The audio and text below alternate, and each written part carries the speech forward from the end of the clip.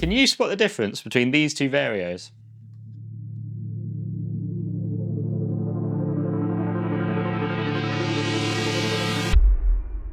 This is the S10 standalone vario from LXNAV.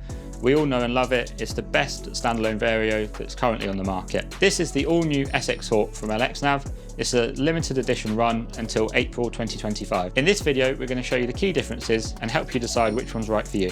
Firstly, let's start with the similarities.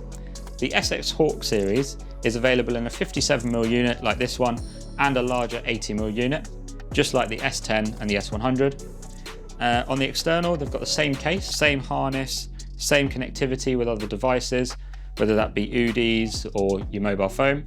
And they both have the IGC logging functionality, they've both got Bluetooth built in, and they've both got a backup battery. The S10 and S100 series is designed to be upgraded as you progress through your flying career. So you can buy it at a lower price point initially than the SxHAWK, and then you can upgrade it later with AHRS or Hawk. The SxHAWK is designed to be a complete package from the outset at a lower price point with Hawk included. But to achieve that, the feature list has changed. Let's get them loaded into the panels and take a look at the differences. So just going through the boot up screens, and the first difference you notice when they both turn on is the S10 has a profile selection page, which the SxHAWK does not. Once we've chosen the correct profile on the S10, we've then got the same page across both, which is the set elevation. Once we're happy with that, they both boot into the info page. Not going to go into much detail because we've shown what you can see there on our S10 and S100 unboxing. So now I'm going to cycle through the pages. On the SxHAWK, if I press the middle button, we go to the setup and then to a vario parameters page and then back to the info page. On the S10, we have a waypoint map, task map, setup, and then back to the info page. Okay, if I go to the vario parameters, so this tends to be how I would use it in flight. So just showing the nav boxes that I want. All of these nav boxes can be configured. You can configure the number of nav boxes you've got on the page and the size of the text, and you can also configure what each nav box shows you. On the S10, we've got a waypoint map page, and then if we go down from there, we've got a very similar page, vario parameters. All of these nav boxes can be customized. We've also got the same on the task page. So typically when I'm flying with the S10 or S100, I'd be flying around with this page in shot, but you've got the benefit of having another vario parameters page on the S10 and S100 range. Now if we go down one, we've got the artificial horizon on the SxHAWK. If we go down one on the S10, because this has got Hawk enabled, we've got the horizon showing. If we didn't have Hawk enabled, the next one you'd see is the wind page. And going down one again, so we've got the wind page on both. Because these have got Hawk enabled, we'd see two wind arrows. We'd see an instantaneous wind arrow, which would be blue, and then we see an average wind arrow, which would be white. LXNAV have also released a new feature, which is a yellow arrow, which is showing you the direction of the best energy. So that's to try and help you decide which way to turn when you're approaching a thermal. If we go down one more, we go back to the map page on the S10, and on the SxHAWK we don't have a map page. So one of the key differences between the two is the SxHAWK does not have a map page. So it does not display airspace, it does not display waypoints, you can't navigate, you can't use it to navigate, whereas the S10 you can. One of the other areas where we can see the main differences is in the setup. So let's go to the setup page and we'll start at the top. So on the SxHAWK, starting right at the top, you've got the QNH setting, and you'll notice there's no option to put in a reserve altitude because you can't do any task or waypoint navigation, so there's no possibility of using a reserve altitude.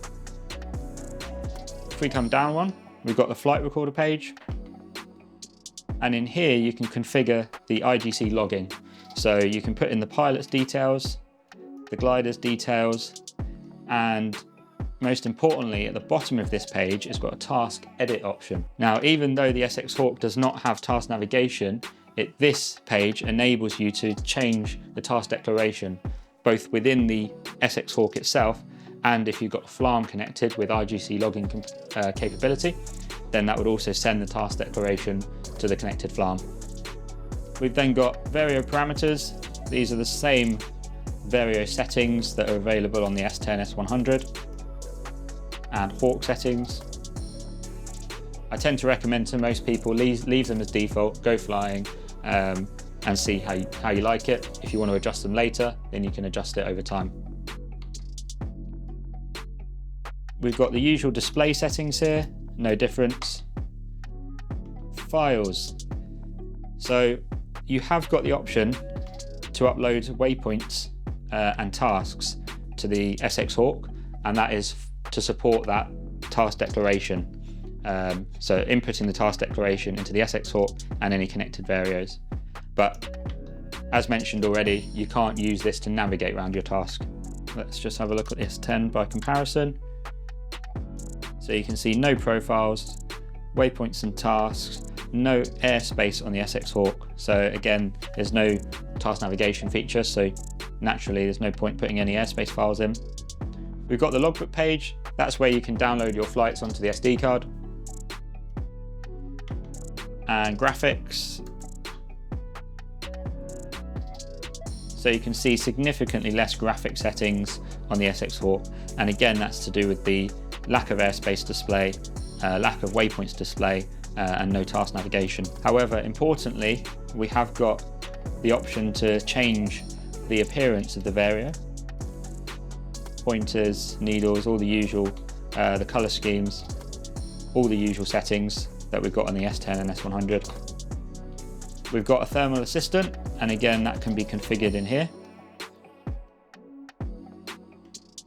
The SxHAWK can be used as a FLARM display, so you can configure it so that FLARM warnings pop up on the display, or you can also configure a FLARM map, where you can basically use it like a FLARM view or a FLARM radar. So you can see your glider in the middle and you can see where the other targets are in relation to you. And that can be configured here. And then under modes, you've got thermal mode and FLARM mode, which can be configured in here. We've got the usual sound settings, usual warnings, units, normal stuff here. If we go under hardware, we've still got digital inputs, so you can wire in your VP input, your SC input. That's usually configured for a switch on the panel or a switch in your flap handle if you want to switch between cruise and climb modes. We've also got a communication setting, so this is where you configure your connected devices, such as a PDA. You can have an old school UDI or a new UDN. You can connect it via Bluetooth. You could also have a FLARM connected to it as an input, feeding FLARM data into this and then feeding FLARM data onto your connected UDI. Usual settings in here, you can still use it with a remote stick if you like a remote stick in your glider. You can have a flap sensor in your glider. It's got engine noise level detection for standard turbo engines and self-launching gliders. If you've got an electronic glider or a jet glider, then you'd need an external MOC2 sensor. Horizon settings in here, FLARM settings if you've got that connected. You can still have a CAN bridge, so you can connect it to a radio and can control your radio through the SxHAWK if you like. NMEA test, and then we'll come back out. We've got a password entry page, and then you'll notice on the S10 you've got the admin mode, which is really useful if you're using this in a club and you don't want people changing the settings on the vario. You don't have that on the SxHAWK, and again that's due to the lack of profiles, use of profiles on the SxHAWK. And then we've got the about page, which just shows the settings, which just shows the current firmware version and serial number. Okay, I've covered the main software features between the two devices. So who are these for then? I'd say person one would be someone that's got an LX system already, such as an LX9000, LX9070, and they're looking for a backup in their panel. So whether that be a backup IGC logger, a backup variometer with a built-in backup battery, which these both have, and if they're looking for backup horizon, this is probably the best value way of achieving that. Obviously, you've got to bear in mind you won't have the backup of task navigation, whereas you do with the S10 and S100 series. So you'd need to think about that. If your LX9000 went down or the electrics in your glider went down, how are you going to navigate home? Person 2 would be someone that's got an older LX system in their glider, maybe an old generation 1, 2 or 3 LX9000.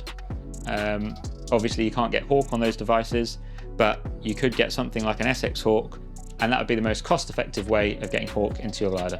And I say person 3, and this is probably, I think, where the majority of interest will come in this device, will be someone that already uses a separate device as a moving map, something like an UDI, whether that be an older one or the new UDI-N, for their task navigation, for final glide calculations, for all of that.